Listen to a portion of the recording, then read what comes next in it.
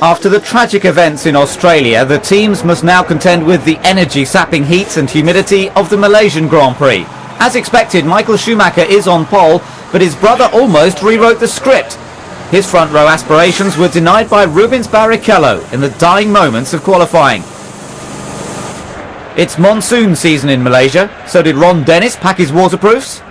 The temperature and wind direction and everything indicates that we're going to have a dry race.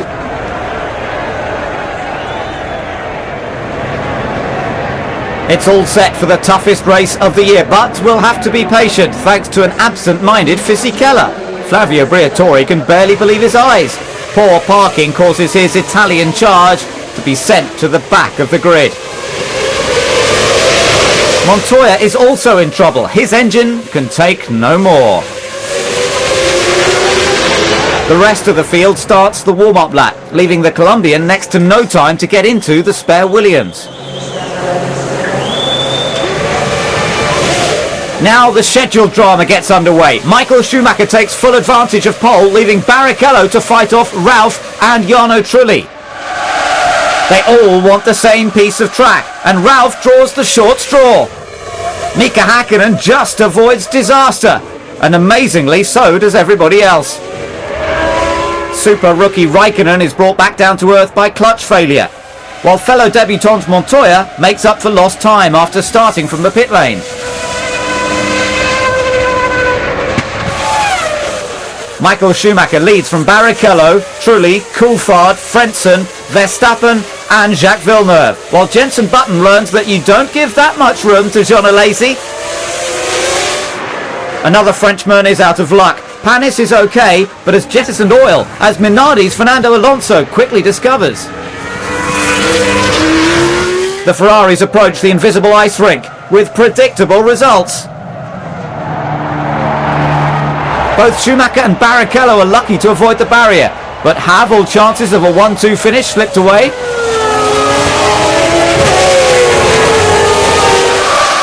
The Malaysian weather could come to the prancing horse's rescue. Surely stops for wet weather tyres aren't far away. Ron Dennis seeks an urgent meeting with his weather forecaster, while Villeneuve redefines the term aquaplaning. Obviously this is a case for the safety car.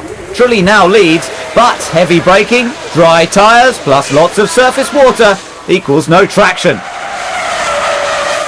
Rubens Barrichello makes the same mistake, swiftly followed by Fisichella. Verstappen also oversteps the limit of adhesion. Coulthard survives long enough to make it to his pit, as does Barrichello.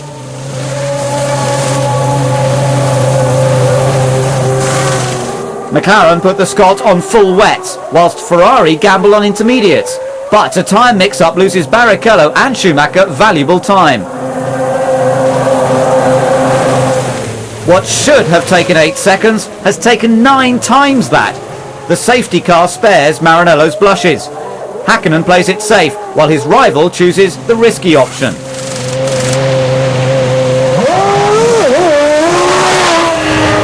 If the monsoon conditions persist, Ferrari may regret their gamble.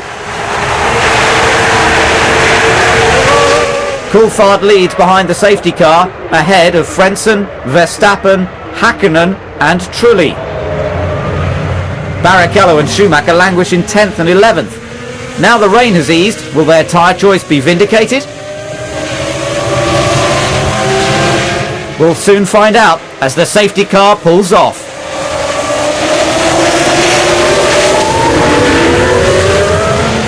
Almost immediately the Ferraris fight back, disposing of Mazzacani in effortless fashion. Verstappen is also on a charge. A light fuel load and little downforce help his arrows blast past Frentzen's Jordan into second. Further back, Barrichello and Schumacher target 7th place Alesi. The Frenchman's Prost offers little resistance to Maranello's finest. Ross Brawn looks quietly confident as his boys start to squabble amongst themselves. The world champion is quick to assert his authority with a bold move around the outside of the Brazilian. Barrichello doesn't make it easy for Schumacher, but the German obstinately sticks to his line and takes 7th place. Trulli is in possession of the final points position, but hanging on to it is easier said than done. The advantage of intermediates is about to hit home at McLaren. Schumacher performs the easiest overtaking manoeuvre he's ever done on Häkkinen and moves up to third. Ferrari look unstoppable at the moment. Meanwhile, Ralf is also on a charge.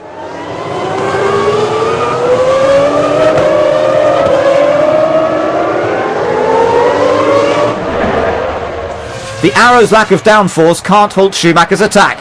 The German now zeroes in on the leader. The McLaren team faces up to the inevitable as the world champion makes his move.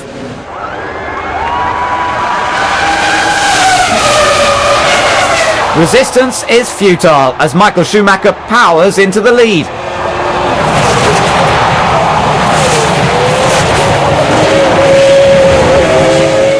There isn't any more rain on the horizon, but a Ferrari 1-2 looks increasingly likely. A traction advantage makes second place Barrichello's for the taking.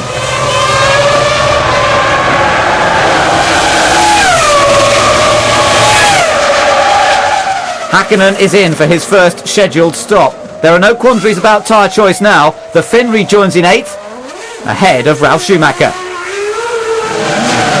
Barrichello temporarily drops to 4th, however he'll soon retake Verstappen.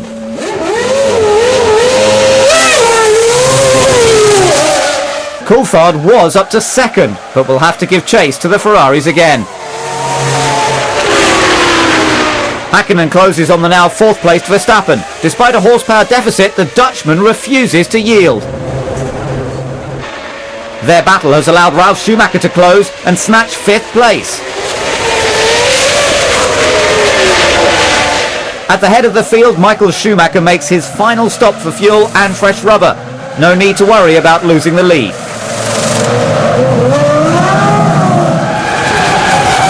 Plenty of concern for Minardi, however, as Tarso Marquez's car develops an allergic reaction to his right rear tyre. The battle for 4th place has intensified. Ralf Schumacher dives down the inside of Verstappen.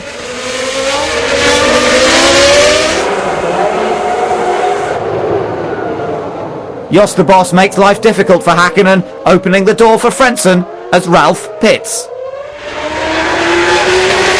No such hassles for Michael Schumacher, who's untroubled up front. Meanwhile, Williams focus on Ralf's defence of 5th from Häkkinen. A late pit stop has taken Verstappen out of the picture, and Frentzen is ahead. At the checkered flag, it's a familiar sight, a crushing victory for the world champion. The Malaysian Tifosi have more reason to cheer as Barrichello completes another Ferrari 1-2 ahead of Coulthard.